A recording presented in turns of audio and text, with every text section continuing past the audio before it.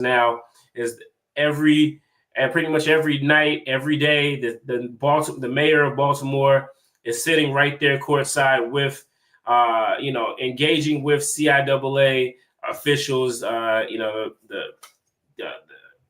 Commissioner Jackie McWilliams Parker, or presidents. Even we'll sit and every year we'll sit and talk basketball, and we'll debate the calls and all of that stuff. And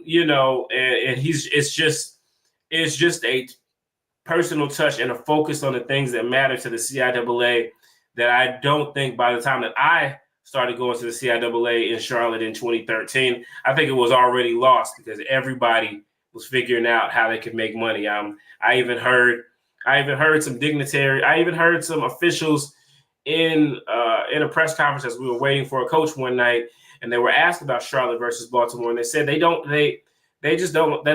that they feel like they're not being exploited, and that was something that came up. And these are Black folks. They felt like they were exploited in Charlotte, and they don't feel that same thing here. So I think I think a lot of people will kind of will go with that.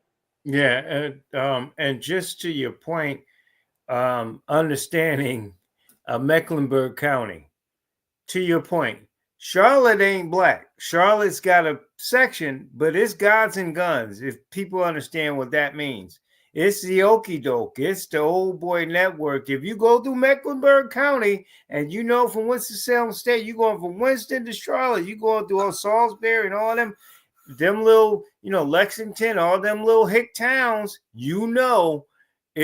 Charlotte might have Black people, but Charlotte is still an old boy area in Mecklenburg County. So, and I digress. Talking with SJG, Stephen J.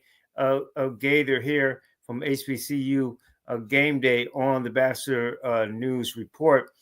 Stephen, with that being said, Charlotte, Baltimore, Greensboro, Raleigh, Richmond, Philly are the names I keep hearing in 2027. They're trying to put those bids in now by April. I forget what time in April they get for 2027. Runs out in Baltimore 2026. Given that given that you have more teams in that conference from North Carolina, given that it was successful in Greensboro, given that it was 15 years in Charlotte, Raleigh is just too. It's really congested. I don't think they even play. Who do you think may have leverage at this point to get the conference tournament in 2027?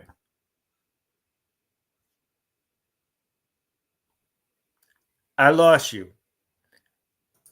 Yeah, so I wrote about this a little bit earlier. Just I did look up the demographics of Charlotte. Its white population has declined from 55% in 2000 to 39.72%. Still the largest demographic in Charlotte, but its Black population has stayed steady at 32.50. So just to note that. But I think I wrote about this just a second ago on HBCU Game Day. But I thought there's a couple of places that made sense to me. Philadelphia, I think I've only been there a couple of times, but I think it's just a little too far north. I know that Lincoln University is there, but I think it's just a little too far north to depend on. It's a little too far north for me. Especially to cut you off. Especially people compare Bowie to Baltimore and Lincoln to Philly, but Bowie's more historical. It's a lot closer for the Carolinas than going all the way to Lincoln. So I think Philly is out, and I think Raleigh is out. Yeah. Raleigh would probably have to. It would have to be. Honestly, it would probably have to be a Wake County itself would have to put something together. Right. And I say that just from living in that area. You know where PNC is. Yep. Nothing there. It's got a Wendy's, and that's about it. Last I checked. Yeah, well, but they do have they have been building a lot quite right off the interstate there, right when you're bumping up against that. So maybe your hotel centers aren't downtown. Maybe they're very West Raleigh or Cary. Again, I don't know how it worked previously in Raleigh. I do like the location. Just it's right off. It's accessible to a lot of the schools. I think it has that going on. They've also got the city of Durham where they have the football championship that is coming. But I think Raleigh could possibly do it. Richmond, I think, is a place that works for everything except for the fact of they have to have an arena. They don't have an arena at this time that would be that the CIAA could plug and play. Right. Where they currently play the CIAA it wasn't always the best arena. I think it was Royal Farms when I first got there, but it's the old Baltimore arena. But they've done renovations, and they knew that the renovations were coming. And first year, they kind of used what they had, but then the last couple of years, it's taken a step up. Richmond Coliseum, as far as I understand, isn't really a venue that you would want to have that in. There is supposed to be a new development that's coming up with some, but it's more focused on baseball. I think Richmond location wise makes a lot of sense. But I think for my money, if it's not Charlotte or Raleigh, I'm sorry, if it's not Charlotte or Baltimore, I think maybe Greensboro. I would say Greensboro if Greensboro can pony up the money. We know that they have the location wise. Again, it's in North Carolina. It's literally down the road from Winston-Salem State. It's literally down the road from Shaw, Fayetteville State. I mean, all the North Carolina schools are close enough to it. Even if you look at the Virginia schools, I think from Richmond to Greensboro is about 2.5 hours, 2 hours and 15 minutes. So not terribly far. Bowie, again, they know they're going to have to ride sometimes just being in the CIAA. And it is a bit of a stretch for Lincoln, but I think, it has the location, it has the history. It previously hosted it way back when.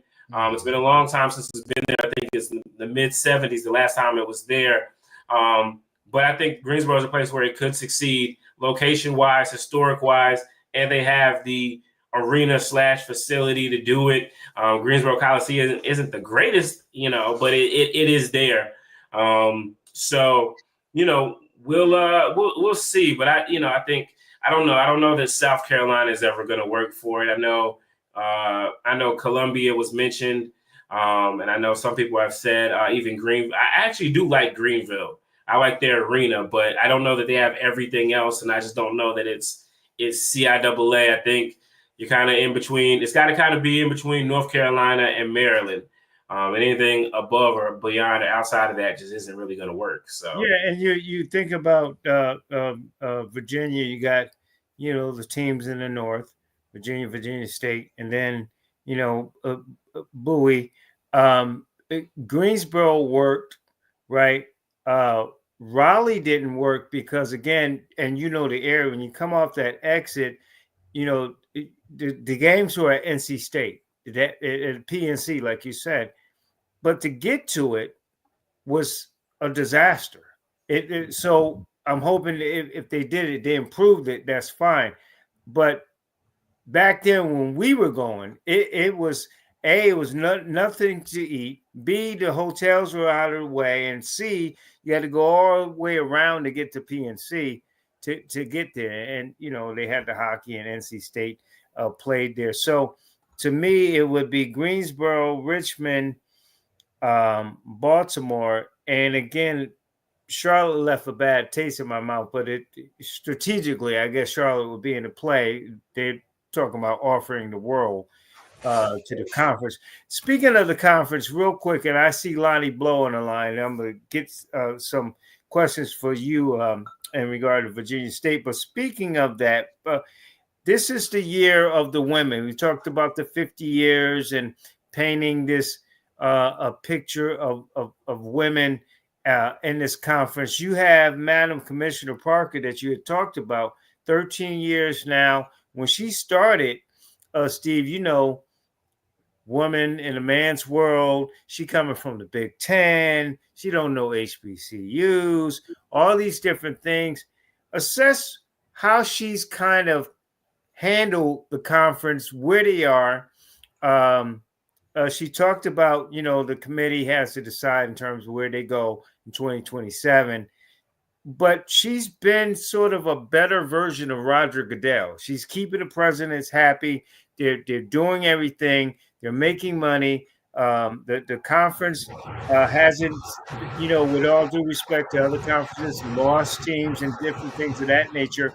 So talk about what she's done in the years she's been there. Right. Just 1 second. Yeah, no. You talk about Commissioner McWilliams Parker, and she got the job. I think right around the time I was starting game day. So I've been able to see her tenure from start to finish, and she was at the time she was the first woman to be the commissioner of first woman, I believe, at all, and for sure first Black woman to be the commissioner of an NCAA league, which made her a history maker right off the bat. She's following in the footsteps of Leon Carey, who I believe she had worked with previously at the CIAA office. Yeah. And, he had been a long time figure there, and the presidents and chancellors, after some facts and figures, they sent him on his way. And so, they were looking for someone that they could trust and moving forward, that they felt would look out for him, and so, it was Jackie McWilliams Parker, and, we've seen some come and go at some universities, but I think for the most part, the CIAA and the HBCU world, their presidents generally are on one accord. For the most part, you rarely hear about any major divisiveness. It seems like everybody knows that they're on the same team. And if the CIAA wins, that their schools are better for it. She has, they have under her watch again, she has been able to pretty much maintain, not only maintain the schools that are in the CIAA minus the move of Chowan, which ultimately Chowan was in still for a couple of sports, and they ultimately voted Chowan out. But she's not only, been able to keep them from losing schools, which have been a problem under the previous administration, where you look at, you lose Hampton, Norfolk, Winston-Salem for a time, and North Carolina Central in the previous administration. She's keeping Virginia State, which, the MEAC is salivating every time it can to get its teeth into Virginia State. But, they're happy. And not only that, they've added, Claflin, which has, come right in and, asserted itself as a basketball power despite not having a football program. You look at Bluefield State, who they came in and they were, a half away from winning the CIAA championship in just their second year. So there's a lot to like there. You can't argue with the growth. Within the administration, there's always things that you wish could be executed better. But this is a very trying and changing time in college athletics overall. And so keeping the CIAA strong and relevant is important. And then, I think getting out of Charlotte was something that getting out of Charlotte will be part of her legacy, because Charlotte just kind of took for granted that the CIAA would always be there kind of as a cash cow, and it could do what it wanted to. And nobody saw, prior to 2019, nobody saw Baltimore, coming and taking the CIAA from underneath Charlotte's nose. And so now even in that, you look at Charlotte, they're going to have to put together a package that's going to, they're finally making some demands as far as what they want from bids, as far as capping hotel prices and things. So, again, for her to be able to do that under her leadership, again, the presidents and chancellors who are her bosses, they all seem to, have an affinity for her and appreciation for her. You never hear anything that you never hear about any disgruntled presidents for the most part within the CIAA. So I would say that's the mark of a commissioner who's who's knows where she's at. Yeah, and to your point, Winston-Salem before that, and I know Leon Carey, but before that, Winston going D1, D2, D1, D2. Central you mentioned, and then the fact that again you lose this Shawan, you bring in a Claflin. So you lose one, you bring in another. Real quick, Steve, because I know Lonnie Blow is on the line. To the postseason, Fayetteville State women. I mean, poised, veterans, seniors, got it done back to back. Why would we be surprised? They went deep last year. How far can they go this year? I mean, I think that they can go, just as far as last year, if not further. They lost the player of the year last year. Came in this year, weren't quite as dominant throughout the regular season, but they gained momentum and just kind of steamrolled through Southern Division play. And now they are the back-to-back CIAA champions with a convincing win over Virginia State. Coach Tyrese Brown, in his first season as the full-time head coach, the permanent head coach, is the interim last year. He's now going back-to-back. So, I'm sure he's learned from last year. I'm sure he would tell you he's a more seasoned coach now than he was a year ago. So we'll see how that helps out with those ladies. And I wouldn't be surprised if they, went past where they were last year again. They've got pieces of that team last year who were still there. They have that experience, and so they could go in and say, hey, this is what we need to do. Let's do it. And then, with Coach Lonnie Blow on the line, this team, and I'll talk to Coach about this, but this team it's different. First of all, first time since 18, COVID and all different things going on with the program. But this team was resilient. They kind of took a lot of hits like Fayetteville State, like kind of get hit. And it wasn't like a normal kind of Virginia State dominant type thing, but they got it done. How far, in your opinion, does this team go? Because, again, they're very resilient. They rebound the ball well. They play very good defense, a Lonnie Blow team. But how far do you think this team can go? It's going to be interesting. It's going to depend on where they get seeding wise. I do know that when Coach Blow and those guys were on their run previously prior to the pandemic, they not only played in playoff games, but they also hosted playoff games. So I'm not sure if they're gonna try to host D2 playoffs, if they're gonna put in those bids. But I would, if they get a good seed, you never know. I do know a couple years ago. When Winston-Salem State won the CIAA championship last time under Cleo Hill, they got the 8th seed and they had to go to Indiana, Pennsylvania, who was, one of the top teams in the country at that point.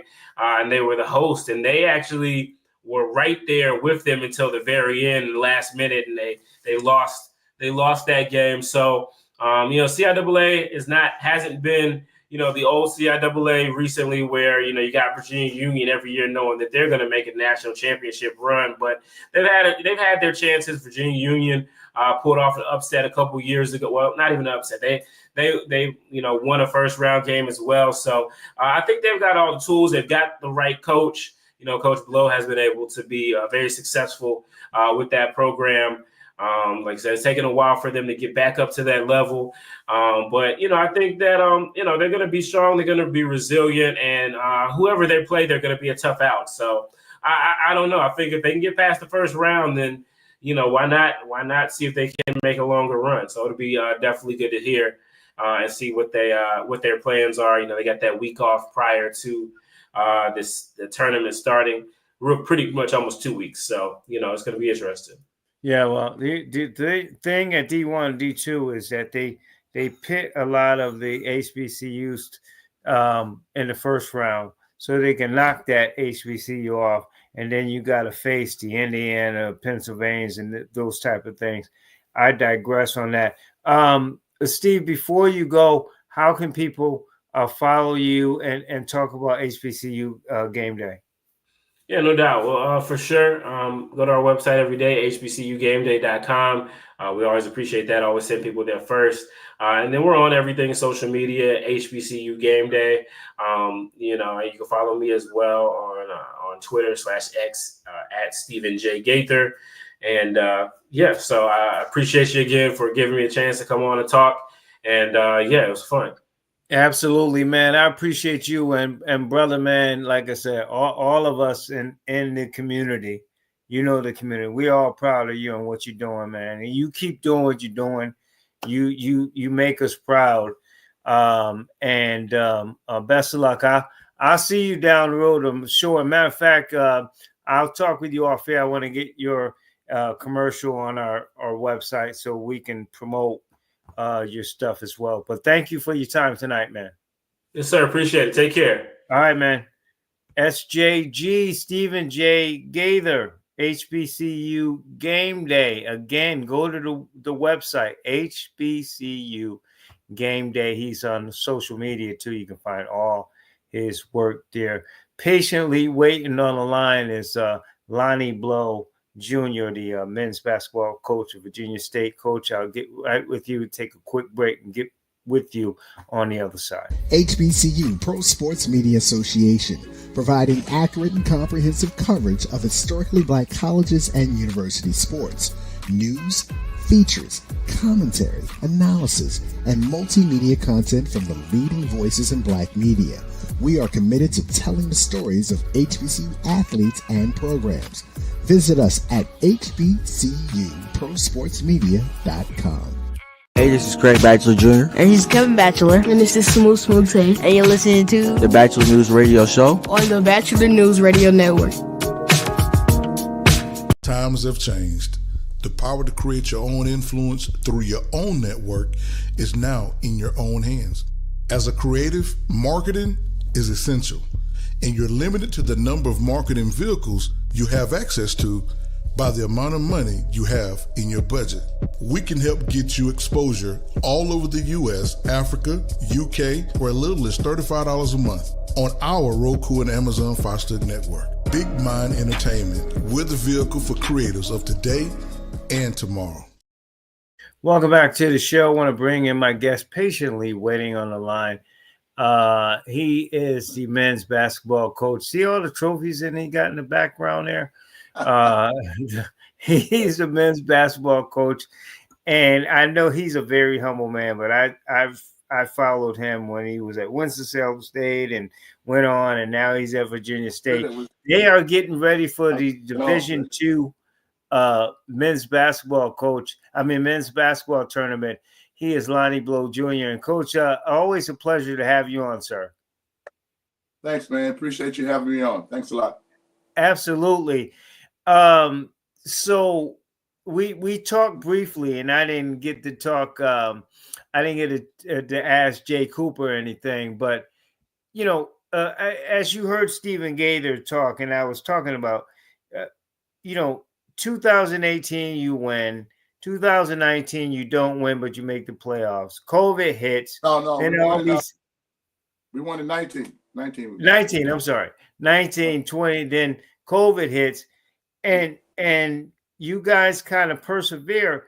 And I don't want to say it's disingenuous, but I don't know if you asked a question to you as why it took so long, or are you happy to be back there? Because your pedigree has always been there. It's been circumstances around it, but talk about how special this year was to win this championship with this group. Yes, LA, got to kind of excuse me. My voice is finally coming back into fold. I bet. Yelling and screaming at the kids on championship game. Hey, we get back on the bus and the kids are going, "Hey, Coach, your voice sounds terrible." I go, "Well, yeah, it's your fault. It's your fault. You're the reason my voice sounds terrible." But Yeah, this group, man, just a special, special season for us, man. Special group of guys. If you look at our season, I think it's the journey. Obviously Saturday night was extremely special for everybody involved, our university, our alums, boosters, everybody involved. And but the journey itself, man, if you look at it, is it's how you would want to script it as a coach, and the adversity that you go through during the season, I think, kind of helps you in the long run. Nobody wants to lose and stuff like that. You want to win every game, but I think if you go through the season and you win every single game, I don't think you get as much satisfaction as you do when you have those bumps in the road and you get to learn some hard lessons along the way, and then you end up coming together. But I think for us, man, we just kind of kept getting better. We kept getting better as the year went on. We had that streak where we lost 3 conference games in a row: Bluefield, Bowie, and Lincoln. But we just kept getting better, kept working hard every day in practice, and our defense started getting better. And I think once our defense kind of started getting better and we finally understood what we want to do defensively, I think that coincided with our 8-game winning streak kind of. Once we started defending, it wasn't always perfect offensively, but on the defensive end, we kind of gotten better and better. And, you always want to try to peak at the right time. And I think we're playing, some of our best basketball right now. That's what I mean by every coach would want to kind of script their season and be playing the best basketball at this time of the year. And fortunately for us, we're blessed to be doing that. But Coach, let me ask you this. It's a difference between coming off 19 and winning and having those kids back and they understand what it takes. Even say if you have freshmen, those upperclassmen are going to help them along the way because you just won, as opposed to you hadn't won in a minute and now you have adversity. What's the difference? Talk about the difference between coming off a win, a championship in the CIAA, as opposed to being very good but not winning and saying, "Hey, we can do this." Yeah, I think I think the process itself. Sometimes we think, especially the recruiting aspect of it. It's a really different deal these days. With the transfer portal and all the other stuff that's going on recruiting wise. So every year, coaches are trying to figure it out. You're trying to figure it out. And a lot of times, you're recruiting young men that you expect to come in and do certain things for you and kind of gel with the group and be a great teammate and stuff like that. And you just never know. You just never know different situations, different schools, a young man who might can thrive at one school, maybe has a tough time at another school. So it's a lot going on with trying to get it right and make sure you got the right guys, and not just having the right guys, but make sure you can kind of put it all together, every year. But, every year you shoot for, the kind of process we just went through where you kind of get better and better. I remember we were 1-3 and, some of the assistants were, like, oh man, here we go, may not be a good year again. I'm like, nah, man, you got to stick with the process and just keep getting better. It's too early in the year, and as the years go on, as the season goes on, you just got to keep grinding it out and keep getting better and better. And at the end of the year, like I said, you want to hopefully, peak at the right time. That's what everybody kind of shoots for. You don't want to be playing your best basketball in January. You don't want to be playing your best basketball in December. You want to win. You want to win every single game. But when you can kind of absorb some bumps in the road, I think it makes you better. Adversity is something that we try to talk about a lot with our young men, and we try to get them to understand that don't run away from it. Embrace it. And I think the more you kind of embrace adversity, and if you watch us play, we've had right through tough times. We never really panic. We never really go awry. We never point fingers, put our head down. We don't do any of that, and we've done that all year. We've kind of stuck together through tough times, good and bad. We won some, lost some. But every tough situation we faced in all these games all year, we stayed together. And so we did that again in the tournament, and that was big for us. Talk with Lonnie Blow, men's basketball coach at Virginia State. Coach, the mental toughness, does that come from your schedule? Because you always seem to have a tough out-of-conference schedule. or is it a philosophy? Mike Tomlin talks about the standard is the standard. You've already won titles there, so the standard is the standard. So, how do you preach that? How do you, when you have a guy like Jacob Cooper, who sure is a junior, but he not only takes over the championship game, but he won MVP for the tournament. How do you coach that mental toughness? I'm really big on that, man. And I'm really big on mental toughness, especially today, because I think the mental toughness aspect is bigger than just basketball. It's just being able to handle adversity.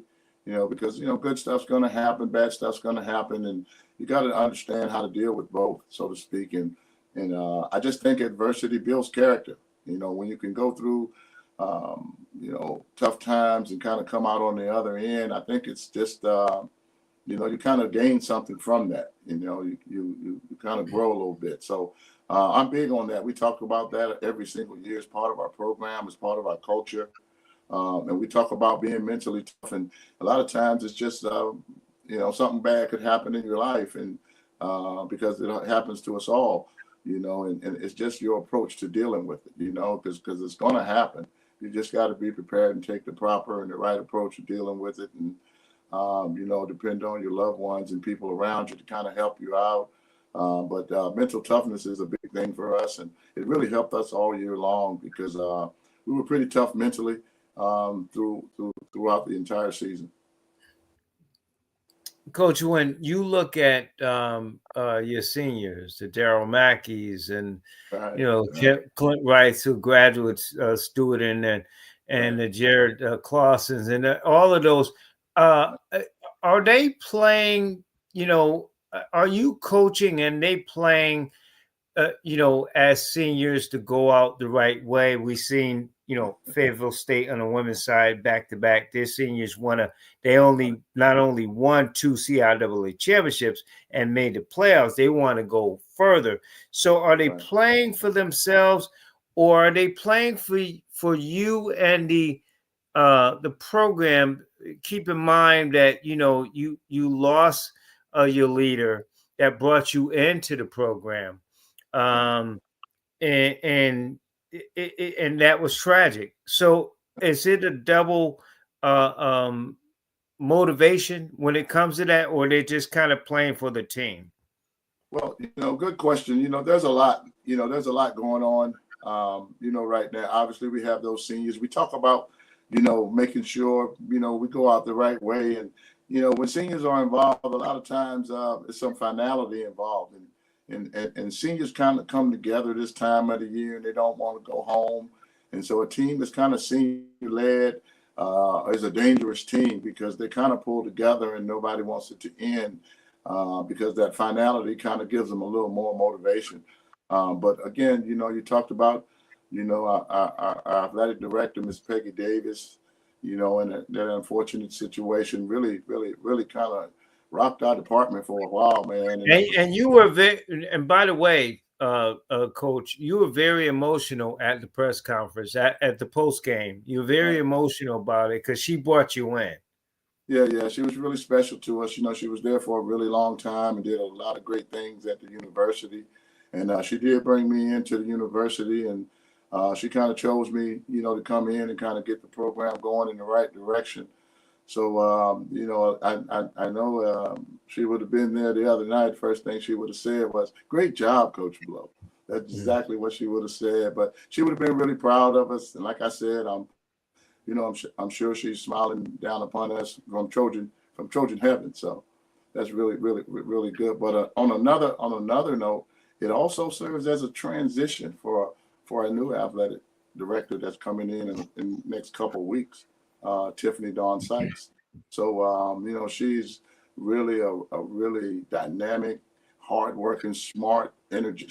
She's seen it all, done it all, and she's going to do great things for our department and for our university. So, it's really a transition to bringing her in on a high note as well, because again, she's going to do great things for us. So it kind of serves as several things for us. It's a lot going on, but I think this team still has a lot more a lot more basketball to play. And so we're going to try to make a run in this NCAA tournament and make this season even more special.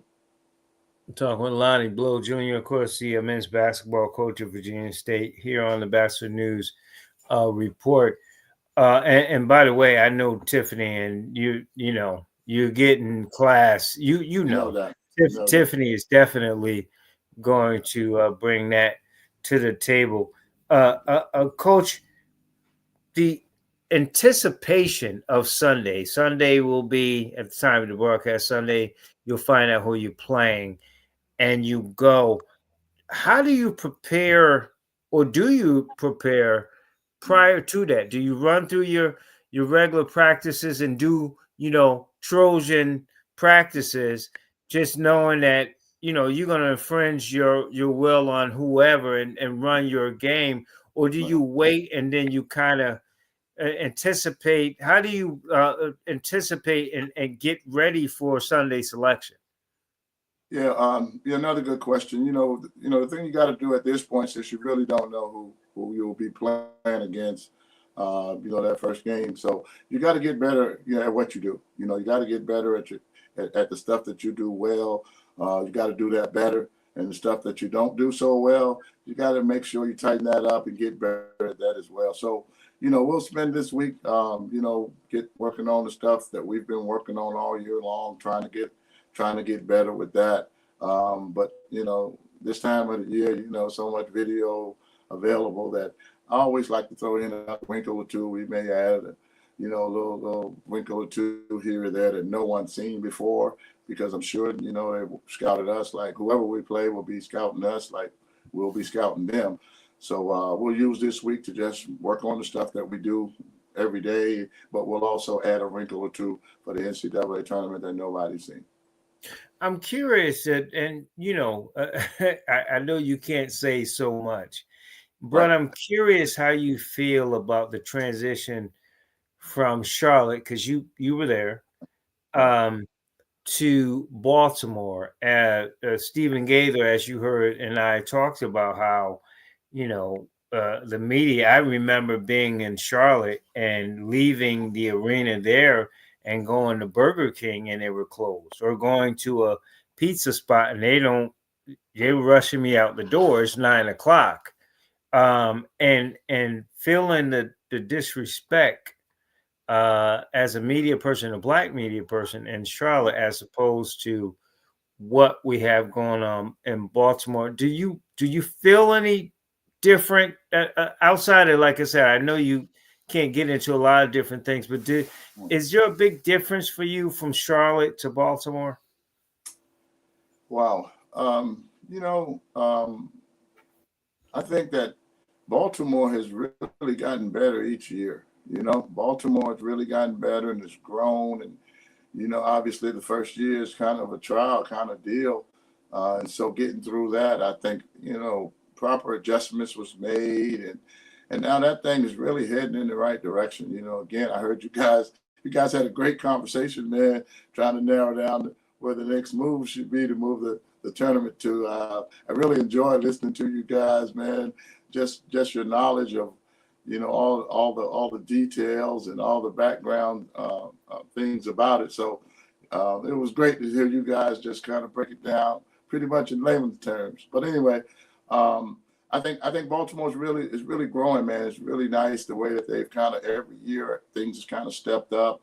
Like you said, the 50th year anniversary of the women's tournament, was big this year, and bringing those things to the table just kind of helps the tournament grow. And I like Baltimore. Obviously, we just won there, so it's good for me. But to really answer the question, it's kind of tough for me because I don't do. Yeah, you're not focused on that. I got you. I'm like, I don't care if the tournament's in Maine. You know what I mean? I wouldn't change. You know what I mean? So so I don't. For me, I do the same thing. So as far as the tournament itself, I just see the tournament as far as that goes, and I see that really, really growing in Baltimore as well. Yeah, I understand. I just wanted to see if you had any general thought on that. the other part of this is in a micro, in a macro, I should say, is that when you look at the transport portal and all the monies that players can make when they go to certain programs, has that affected you? I've seen and read and know that kids that want to get to the right program, coach, to get to your program, they've gone to 4 high schools before they get to you. And you know this, right? So they've gone to 4 or 5 high schools, then they get in college and they go to 4 or 5 different colleges and they're redshirt and all this stuff. Has that affected your recruiting? And then the second part of it is that a lot of what your side of the aisle, the north, if you will, is dealing with Bowie State, and so you're competing with Union and Bowie and all of those. Has that affected anything? Has that changed because of the portal and everything that's been going on lately? Well, yeah, the whole landscape of recruiting has changed. Period, man. It's just a weird thing, man. It's the wild wild west, so to speak. But it's one of those deals to where I just kind of embrace it. I don't try to do things a certain way or do things the old way or anything like that. I just try to take a little bit of the old way, a little bit of the new way, and see if I. But you lost a score, and you had to replace that score. I think a JUCO kid, if I'm not mistaken. You've lost a score or scorers in the past due to this whole transition. Right. Yeah. And that's just part of it. Especially if a young man has an opportunity to put some money in his pocket. I'll never say don't get money. I'll never tell anybody that. But just the way it is now, man. It's just part of the game, and like I said, you got to embrace it. You got to live with it. And you got to just kind of make good decisions and try to help the young men make good decisions. If they ask you your opinion on stuff, I'm always going to shoot them straight and tell them what's best. Don't necessarily have to be just what's best for me. That's not what it's about. I'm always going to tell them, give them some options, and it's always good to have options. But we're at a situation where we don't deal with it quite as much. The NIL money is starting to trickle down to our level. And there are Division II schools that are giving, some hefty NIL deals probably. So that's how they, can get kids. And a lot of these kids will take an NIL deal or something at a Division II school, which, may not be a lot of money, but if he has a heck of a year, that's going to translate to some big money at a Division I school. and I'm sure, Coach, that you have to go into these homes, or your recruiters go in these homes and like, okay, this kid might be the only kid that graduates from college in his family. Right. So there's a dynamic there where, do I go, instead of going Virginia State, do I go to VCU or something bigger, Virginia, and so I can get the money, more money, and get more exposure, whatever. That's got to be tough for you, even as successful you've been. It's got to be something that you have to kind of be worried about or concerned about in dealing with these kids that could be on the bench of D1 but be starters on D2. Right. Well, here's the other sad part. Here's the other sad part about the whole thing. This thing used to be about relationships. Right. You build relationship with your teammates, you build relationships with your coaches, and those were lifelong relationships. So what we have now is, by going to so many different schools, and again, I'm not knocking kids who want to transfer if they don't think it's the right situation for them or their best situation for them to succeed and be successful and grow. They should transfer. So I'm not saying I'm against it. I'm actually for it, and I'm embracing it. because I'm all for it, and I think it's a good thing. But I think at the end of the day, the sad part that no one's talking about is you don't build those relationships anymore. To whereas you still remember the guys you played with in college because you were together 3 or 4 years. You still remember your coaches because your bond was so close. You were together for 3 or 4 years, and now at the end of your career, which school is your homecoming? Which school is your school? Because you know what I mean. Because you're here, there. So it doesn't leave you with kind of that bond to kind of hold on to that we all have, with your classmates that you were, there with for a while and stuff like that.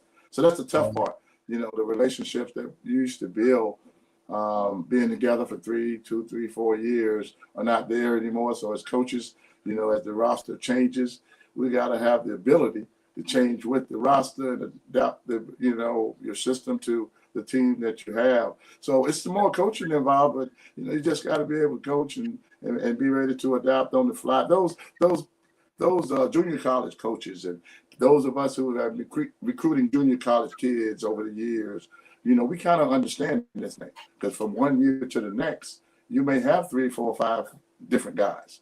It's just now you may have, yeah. Now you may have 7, 8.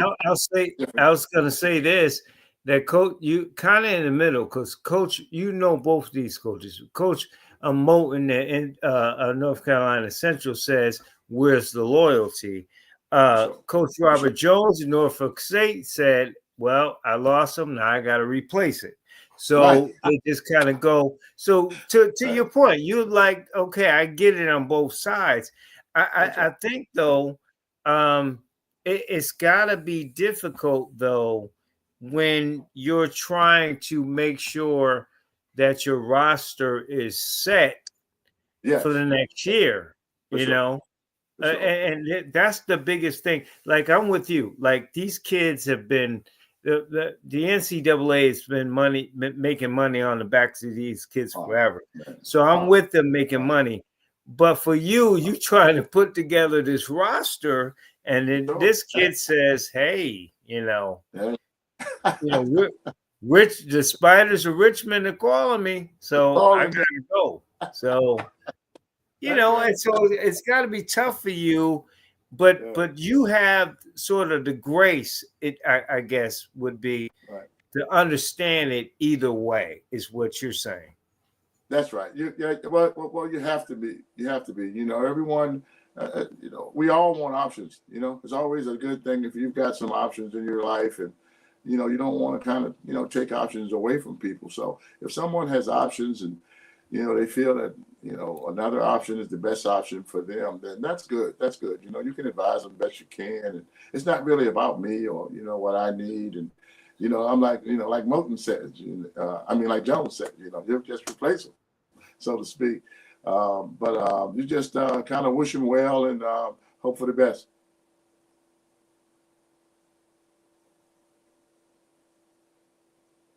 To coach, that like you said, it's a balance that you have to have. Before you go, 2 quick questions.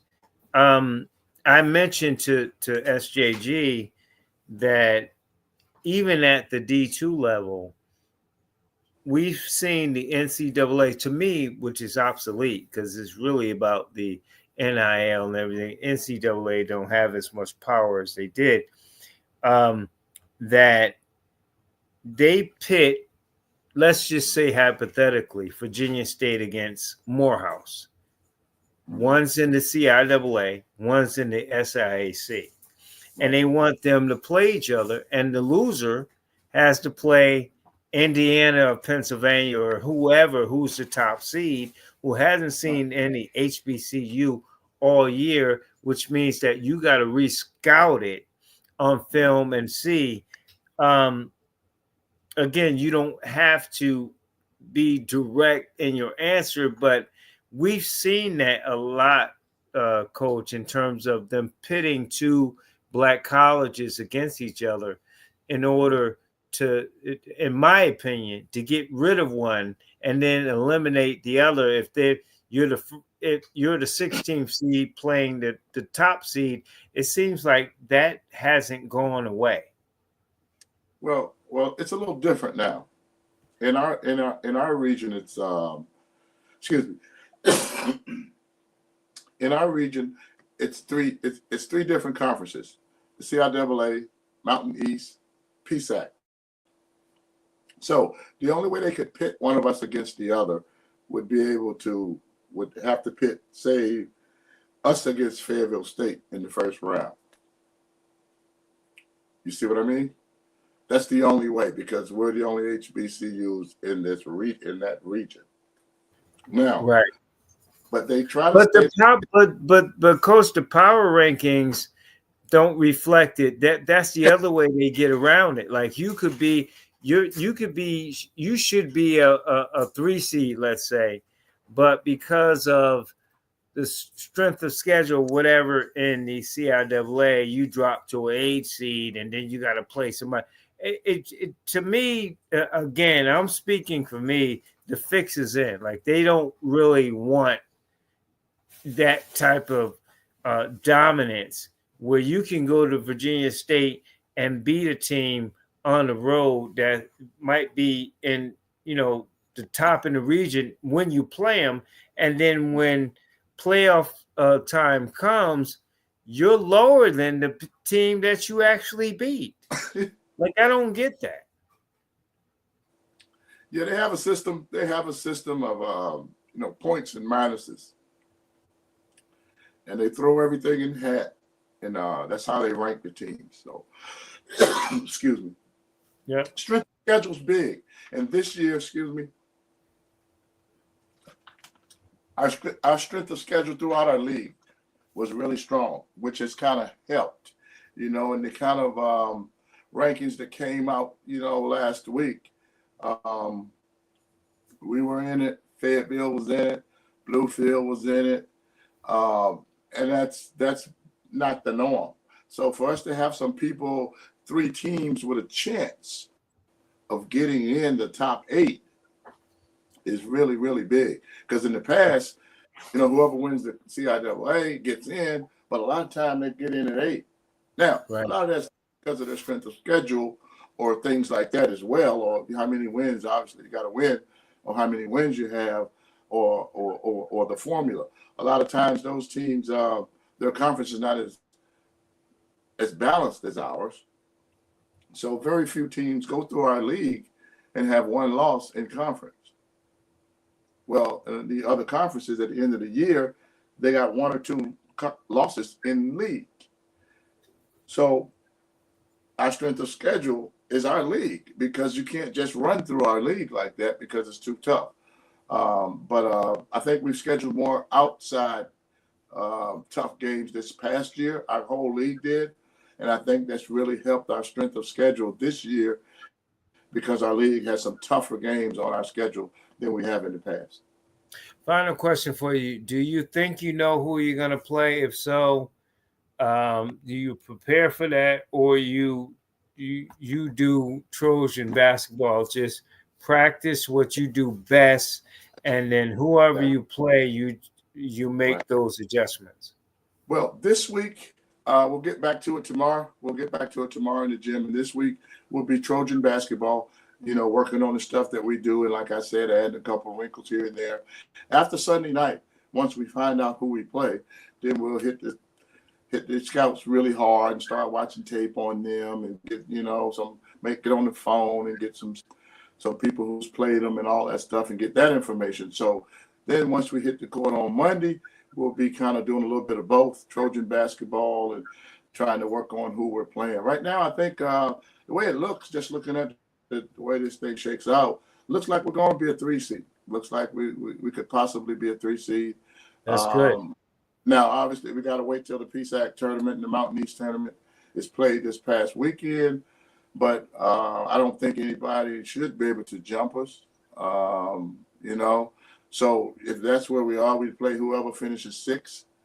I think, some other teams, Fayetteville, Bluefield, still may have a chance as well, being in that 8. So, that would be good if our league can get, several teams in. 3 would be great, but 2 would be really good too. But I think Fayetteville should be really good because they were really high last week. So they shouldn't fall out. Fayetteville should be solid. So they should be in as well. Well, and to your point, if you're a three, if you're a 3 seed, you should be able to host one game, correct? No, everything is at the number 1 seed. Like in 2018, Oh, actually lost, 2018 we lost in the CIAA tournament, but we were going into the tournament. We were number 1 seed in the region.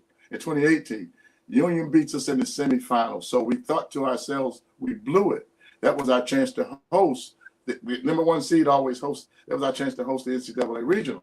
Right. But that next week, when their tournament was held, West Liberty lost in their tournament as well. So we remained the number 1 seed, and the other 7 teams had to come to Virginia State to play the NCAA tournament.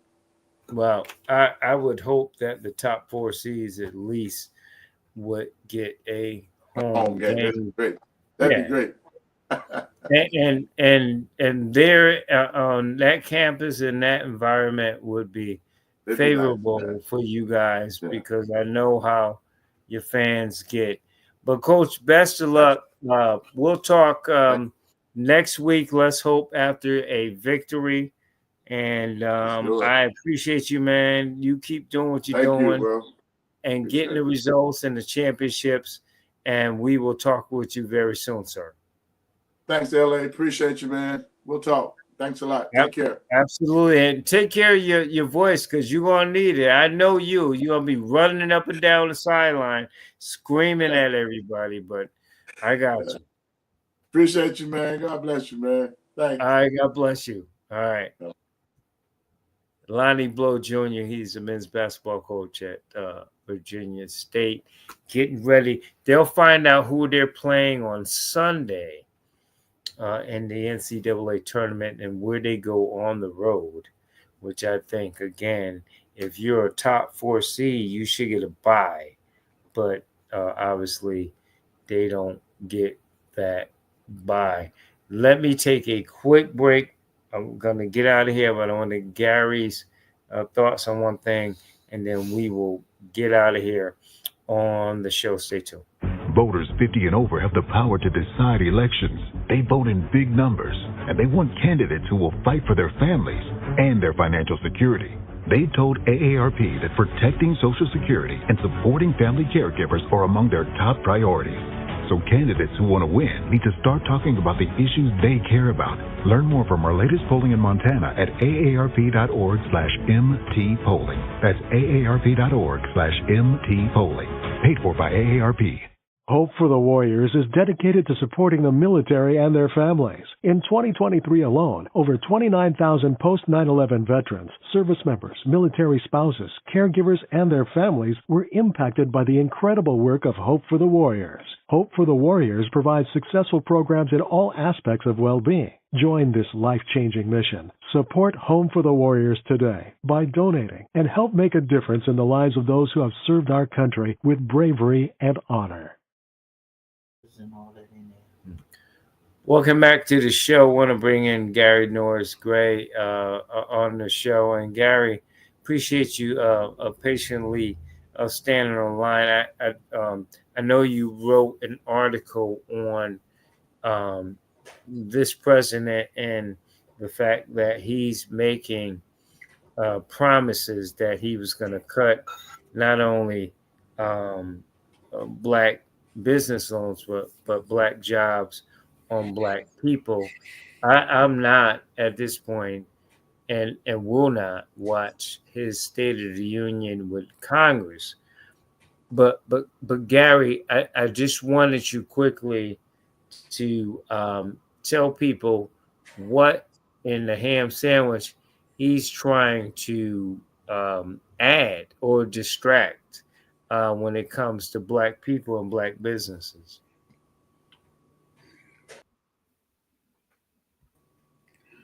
Not like anybody of color, period.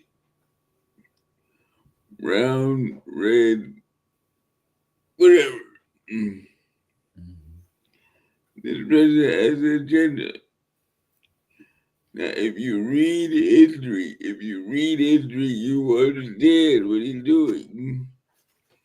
In 1935, 35, 34, 35, Nazi Germany did exactly the same thing. Exactly the same thing.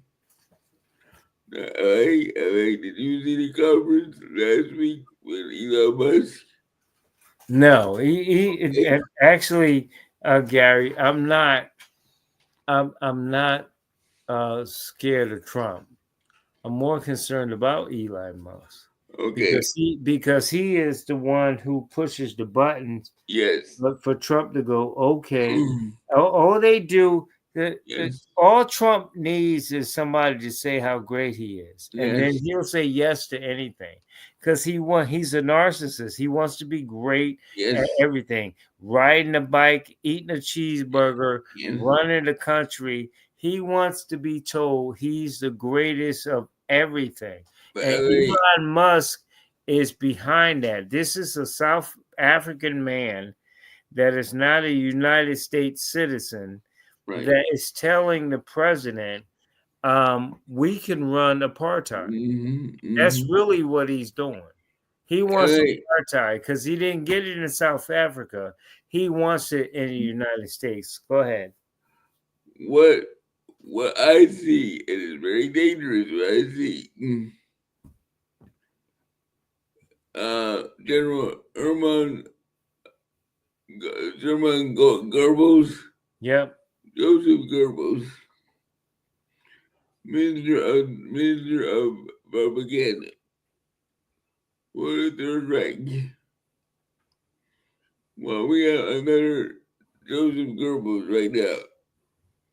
His name is Elon Musk. And you think I'm joking? I'm telling you, beware. Beware, because this guy is dangerous. But Gary, let me just say, he's more dangerous than the president, and here's why. He pushed the president to get rid of Medicaid. He pushed the president to get rid of Medicare 1, 2, and 3. He pushed the president to privatize parks. He pushed the president to get rid of aviation people. He pushed the president to make that the IRS is going to be in favor of them. He pushed the president in stopping and going against black businesses and small SBA, small business association loans. He's pushed the president on everything. So Donald Trump is always going to be the orange orangutan. What the scary part is Elon Musk is a South African person who believed that Nelson Mandela should have rotted in hell in the jail. And he's bringing that to the United States. So it's not about President Trump. It's about President Elon Musk. He's the one that's pulling the strings against this dude that's orange. I have a question for the American public. Did we vote for Elon Musk? No. We didn't vote for him. We got a problem because the Republican Party,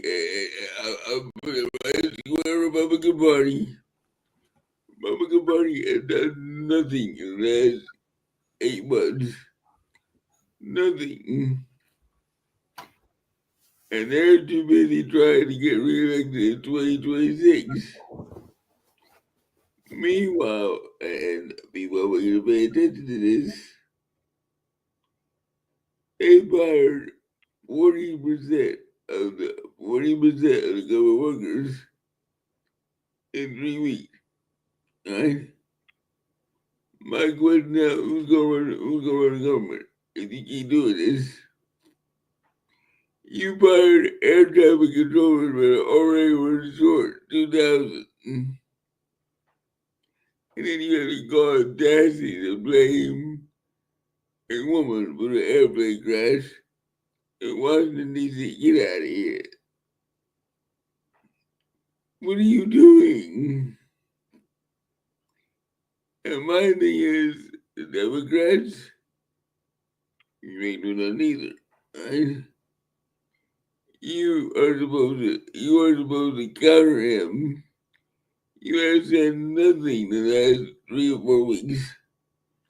My question is, why you let this guy go? I don't get it. I really don't get it. You got mute. You mute. All right. Right. And the thing is, Gary, that you had mentioned that Democrats have been sitting around and allowing these things to happen, which I don't know why you said it, because what's this surprise? Okay. Democrats let stuff go on all the time, so it's not like a big to do about them. And they may stand down. I don't even know when it's on tonight, but they may stand down when he's talking to the Congress. But they stand real down and allowing. Chuck Schumer should have never been the speaker in the Senate. He is as soft as a baby's butt, and yet he was in charge. So he messed up the Senate.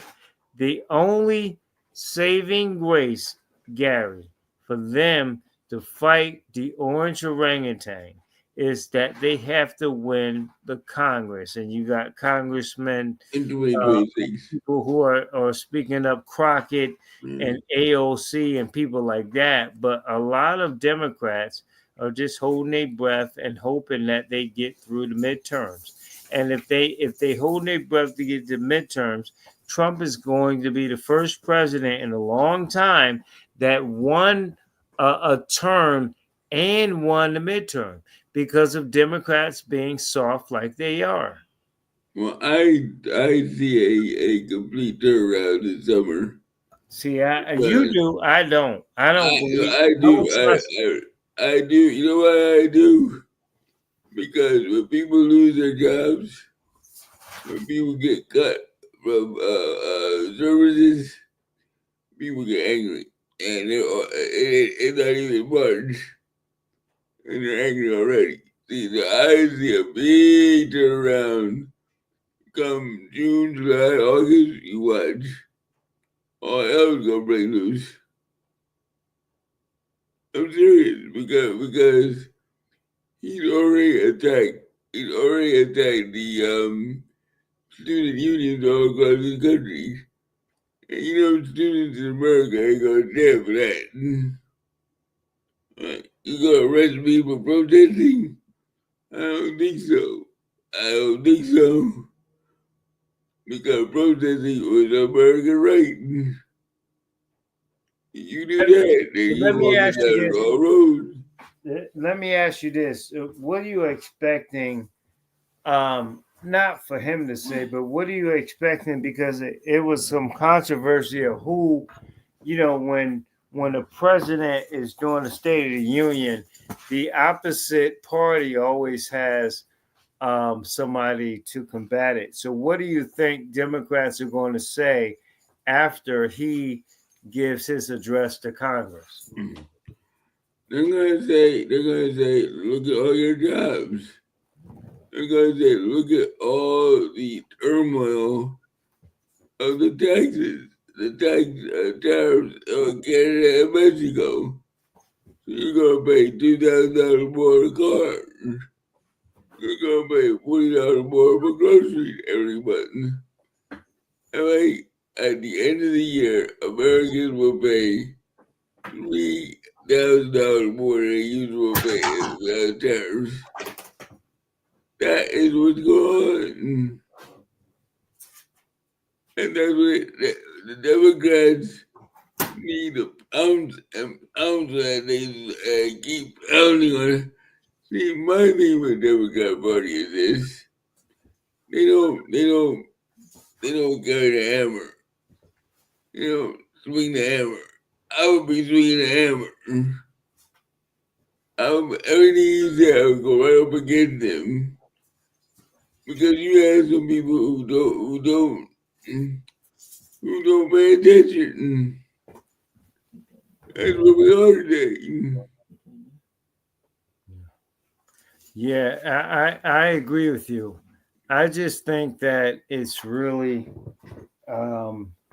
desolate for Democrats to say what they're going to say, and they're not moving. They're letting Marco Rubio, little hands Marco, Little Marco, yeah, yeah. little Marco, when Trump was teasing him to get away with that stuff. But I digress. We'll recap this tomorrow and see what he has to say.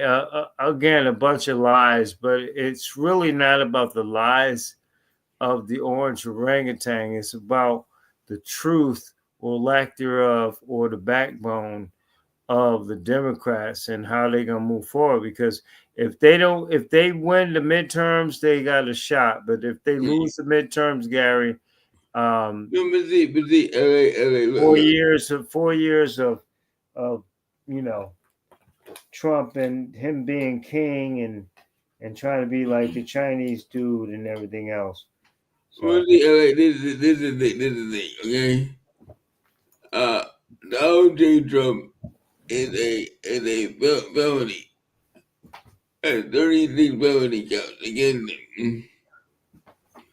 Now, if you're smart, if you're intelligent, and if you see when he released those 1,700 protesters on January 6th, when he released them, that was for me. That was the end of it, right? Because you let people who trespass, who defamed the Congress, who took material out of the Congress, right? And they're let go free.